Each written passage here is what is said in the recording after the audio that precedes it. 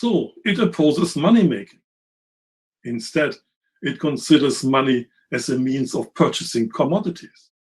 And it demands that money be put into the pockets of the workers, the miserable, the poor, the disenfranchised, to strengthen their purchasing power, connecting them more firmly to the means of subsistence.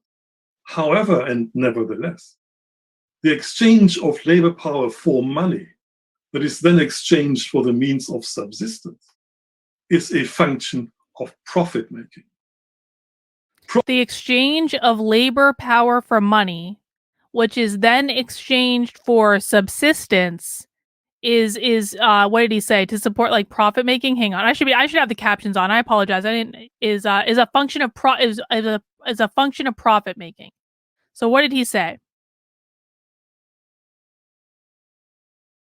The exchange of labor power for money, which is exchanged for subsistence, is a function of profit making. I mean, basically he's saying, like, you go get a job, you trade your labor for money, a wage, by the way, that you agree upon when you take the job.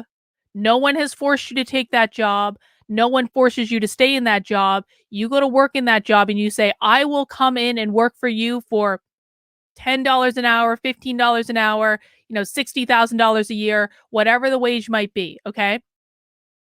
So you're going and you're accepting a wage for a job. They're saying like you're exchanging your labor for like, capital or whatever. And then you're using that to sustain yourself, buy food, shelter, etc. And the only reason that this is happening is profit motivations.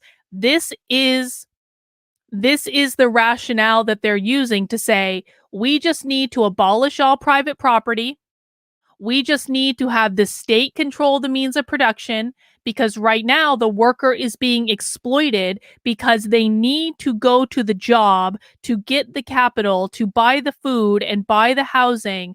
And the only reason that they need the money, the only reason that people need to work is to buy food and to pay for their housing.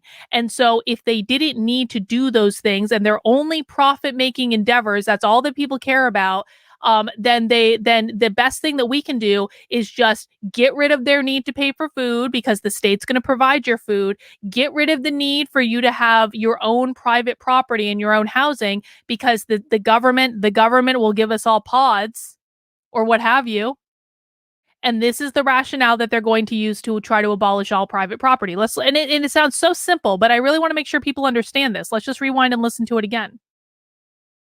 More firmly to the means of subsistence. However, and nevertheless, the exchange of labor power for money that is then exchanged for the means of subsistence is a function of profit making. And again, the base assumption here is that profit is evil, that profit is bad, that only bad people make money. And we don't want to be one of the bad people. And so what we need to do is eliminate all the reasons why people would want to make money, to buy food, to shelter themselves, etc., etc. The government's just going to provide all of that. We're going to provide all of that to you so you don't have to do it anymore. You can go and be an artist. You don't have to worry about it. But what's not thought about is, oh, what does that actually mean? Oh, you're a slave to the state? Okay, that doesn't sound good to me.